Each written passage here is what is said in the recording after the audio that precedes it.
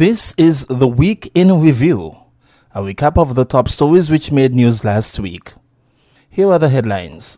Prime Minister due to attend high-level meetings in Belgium and Climate Mobility Forum in Germany. Member of Parliament Marsha Henderson gives strong support to passage of Evidence Amendment Bill. Evidence Amendment Bill 2026 modernizes DNA evidence while strengthening fair trial protections in St. Kitts and Nevis. St. Kitts and Nevis passes amendments to Banking Act, strengthening consumer protection and access to banking services. St. Kitts Defence Force introduces digital combat uniforms. Attorney General Garth Wilkin says restorative justice is key to building safer communities. Prime Minister Joe salutes Defence Force as new combat uniform debuts. Nevis's leadership in renewable energy transition highlighted at National Roadmap Workshop. And Premier Brantley travels on official duty. Those are some of the stories which made headline last week, and now the details. Tourism Minister and Member of Parliament Marsha Henderson endorsed the passage of the Evidence Amendment Bill 2026, which successfully moved through the National Assembly on Thursday. The bill, piloted by Attorney General Garth Wilkin, modernizes the legal framework governing DNA evidence while strengthening safeguards to protect fairness, privacy, judicial independence, and due process. Henderson, a criminal defense attorney by profession, indicated that DNA evidence can be compelling in the administration of justice. Importantly, the amendment makes provision to ensure that persons who enter the criminal justice system are aware of their rights and must be told what sample is being sought, why it is being sought, how it can be used as evidence, and the consequences of refusal to give a sample. Meantime, St. Kitts and Nevis has advanced a significant reform of the justice system with the introduction of the Evidence Amendment Bill 2026, which modernizes the legal framework governing DNA evidence while strengthening safeguards to protect fairness, privacy, and due process. During a sitting of the National Assembly on Thursday, Attorney General Garth Wilkin described the legislation as a balanced and necessary response to advancements in forensic science and modern criminal investigations. Also during the sitting of the National Assembly on Thursday, the government of St. Kitts and Nevis took a significant step toward strengthening consumer protection and improving the banking experience for citizens with the passage of the Banking Amendment Bill 2026 introduced by Finance Minister Dr. Terence Joo.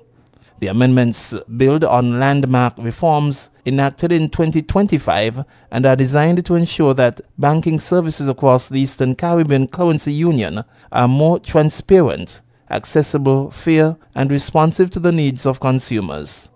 The bill amends 71 provisions of the Banking Act and introduces measures that strengthen consumer rights, improve disclosure requirements, enhance data protection, support financial inclusion, and reinforce fair treatment standards across the banking sector. A central feature of the legislation is the requirement for banks to provide clearer and more understandable information to customers before they enter into financial agreements. Consumers will benefit from improved disclosure of fees, charges, interest rates, risks, penalties, and repayment obligations, helping them to make more informed financial decisions. The Banking Amendment Bill 2026 reinforces the government's commitment to protecting consumers and strengthening confidence in the financial system. This is the Week in Review. Acting Commander of the St. Kitts and Nevis Defence Force, Major Coyote Sutton, has hailed the significance of the new digital combat uniforms for the infantry, Coast Guard units and reserves, another milestone in the modernization of the military organization. The uniforms were officially launched on Wednesday, June 10. During a route march, the public was introduced to the new uniforms. The march was also planned to commemorate the 59th anniversary of the brave defense of Camp Springfield back in 1967. And Attorney General and Minister of Justice and Legal Affairs, Honorable Garth Wilkin, emphasized the importance of restorative justice, mediation, and early intervention in addressing conflict and strengthening community safety during the opening of the Restorative Justice and Criminal Mediation training at Koi Resort on Monday. The 4-day training, which ran from June 8th to 11th, brought together police officers, social development officers, probation officers, child protection professionals, social workers, community development officers, youth practitioners, human security professionals, and other justice sector officials. In his remarks, Attorney General Wilkin noted that conflict and harm often affect multiple aspects of society and cannot be addressed by enforcement measures alone. He described mediation as a vital tool for helping individuals understand the impact of their actions, take responsibility where appropriate, and work toward constructive solutions. The restorative justice and criminal mediation training forms part of broader national efforts to strengthen community resilience, promote positive conflict resolution, and expand access to people-centered justice across St. Kitts and Nevis. You're listening to The Week in Review, a recap of the top stories. Prime Minister and Minister of National Security, Honorable Dr. Terence Joo, on Wednesday commended the men and women of the St. Kitts and Nevis Defence Force when they officially unveiled their new combat uniform during a ceremonial march through the streets of Basseterre. In addressing members of the public and senior officers gathered for the occasion, Prime Minister Joo described the new uniform as more than a change in appearance. He also emphasized that it symbolizes both the government's commitment to the Defense Force and the force's enduring commitment to the people of St. Kitts and Nevis. He highlighted the many responsibilities carried out by the Defense Force, including protecting the nation's borders, supporting disaster response efforts, assisting with national emergencies, and contributing to public safety and security. The Prime Minister concluded by encouraging citizens to honor and support the members of the Defense Force whose service helps safeguard the Federation's peace, security, and democratic traditions. Heading over to Nevis as we tell you about the new leadership in renewable energy. Nevis played a prominent role in advancing the Federation's sustainable energy agenda during the kickoff meeting for the 100% renewable energy transition roadmap for St. Kitts and Nevis held at the Marriott Resort from June 3rd to 4th, 2026. The workshop brought together government representatives, utility companies, technical experts, and international partners to establish a strategic framework for achieving a full transition to renewable energy across the Federation. During the workshop, NEVLEC Project Coordinator Mr. Naftali Era presented updates on the Geothermal Development Program and related renewable energy initiatives.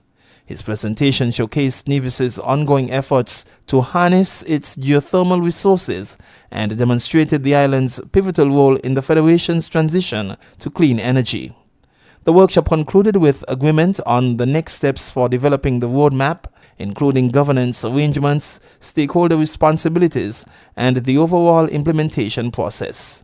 NEVLEC's active role in the renewable energy transition roadmap underscores Nevis's commitment to advancing geothermal energy and supporting the Federation's goal of a resilient, secure, and sustainable renewable energy future. In other developments, on Thursday, the Prime Minister underscored the urgent need for decisive climate action as St. Kitts and Nevis confronts one of the most severe droughts in recent history, stressing that climate change is no longer a distant threat, but a present-day reality affecting the lives of citizens and residents across the Federation. Dr. Joo was speaking at the time to the National Assembly, during which he described the ongoing drought as a significant national challenge driven by a combination of factors, including the effects of El Niño and the broader impacts of global climate change. He noted that rising temperatures, changing rainfall patterns, and increasingly unpredictable weather events continue to place tremendous pressure on the Federation's water resources. The Prime Minister highlighted that climate resilience has remained a central pillar of the government's agenda since taking office in August 2022. He reminded citizens that the administration immediately prioritized investments aimed at strengthening water security after reviewing forecasts that warned of increasing drought conditions and water shortages. As climate change continues to affect small island developing states throughout the Caribbean, the government of St. Kitts and Nevis remains committed to implementing practical solutions that strengthen resilience, protect communities, and safeguard essential resources for future generations. Meanwhile, the Water Services Department, or the WSD, has issued key steps that all residents of St. Kitts and Nevis should follow to conserve water, as the Federation is under a drought warning, which is expected to last until November 30, 2026. At a press conference on Wednesday, Water Services Department Manager Cromwell Williams cited figures from the St. Kitts Meteorological Office that indicate that as of June 11, there has been only 0.05 inches of rainfall for the month. For the year up to May 31, the rainfall period is some 44% less than what it has been over the previous average recorded between 1990 and 2020. Cromwell made an appeal to water consumers to understand what their role is in response to drought conditions such as we are in. The National Response Document calls on persons to be responsible citizens and to regularly check toilets and premises as a whole for leaks and to have them repaired immediately. Studies suggest that a leaking toilet can waste hundreds of gallons per day. Consumers are also required to report suspected leaks outside the homes of the WSD by calling 467-1005 or 1447. Additional tips to save water can be found online at water.gov.kn. The water engineer commended the government for pursuing and commissioning 2 desalination plants in just under 4 years that are producing over 2 million gallons of potable water per day. The water engineer commended the government for pursuing and commissioning 2 desalination plants in just under 4 years that are producing over 2 million gallons of potable water per day. However, 75% of the island's water supply comes from rainfall, which makes water conservation especially urgent. Meanwhile, the National Emergency Management Agency, NEMA, is urging all residents, businesses, and institutions across St. Kitts and Nevis to remain vigilant and prepared as the country faces ongoing drought conditions while simultaneously experiencing the 2026 Atlantic hurricane season. Speaking at a press conference on Friday, the National Disaster Coordinator Livingston Pemberton emphasized that although seasonal forecasts suggest a below-average hurricane season, citizens should be on their guard. NEMA is encouraging all citizens and residents not to become complacent because of forecasts indicating reduced hurricane activity. The agency stressed that preparedness remains a shared responsibility and called on all sectors of society to embrace comprehensive disaster management practices. Residents are encouraged to review household emergency plans, monitor official weather and drought advisories, conserve water wherever possible, and ensure energy supplies are readily available. You're listening to The Week in Review. The Honorable Mark Brantley traveled to New York on Thursday to attend meetings with the diaspora. He was accompanied by Honorable Spencer Brand and Delvon Clark, head of the diaspora unit. During Brantley's absence, Eric Evelyn acted premier. Brantley's return date is Sunday, June 14, 2026. Heading back over to St. Kitts, Prime Minister of St. Kitts and Nevis, Honorable Terence Yu, will travel to Europe this weekend to participate in a series of high-level engagements aimed at advancing the Federation's international partnerships and climate resilience agenda. His first stop will be in Belgium, where he will attend meetings focused on matters of mutual interest and international cooperation. He will then proceed to Germany to participate in the Climate Mobility Forum. The Prime Minister will be accompanied by Permanent Secretary Ms. Naima Hazel, Ambassador to UNESCO Dr. David Doyle, and Press Secretary Mr. Javan Liebert. And Justin, we end on a sad note. We've learned that former Deputy Prime Minister of St. Kitts and Nevis, Hugh Heiliger, passed on Saturday, suddenly at his home at the age of 81. Born on July 27, 1945 in Sandy Point, Hugh Heiliger pursued studies in economics at the College of the Virgin Islands and Illinois State University. From 1980 to 1984, Mr. Heiliger served as director of the planning unit of the government of St. Kitts and Nevis. He later entered elected public service and served during the PAM-led administration of Prime Minister Sir Kennedy Simmons. From 1988, he held ministerial responsibility for agriculture, lands, housing and development, areas central to the growth and daily life of the nation. In November 1994, Mr. Heiliger was appointed Deputy Prime Minister and Minister of Education, succeeding Sidney Morris. He served in those offices until the change of government following the 1995 general elections. As a former Deputy Prime Minister, Minister of Government, Leader of the Opposition, economist and CFBC Director of Institutional Development, his contribution remains part of the national story of St. Kitts and Nevis. We express our sincere condolences to his family and friends. And on that sad note, we bring to an end this edition of the Week in Review, reminding you of the top stories.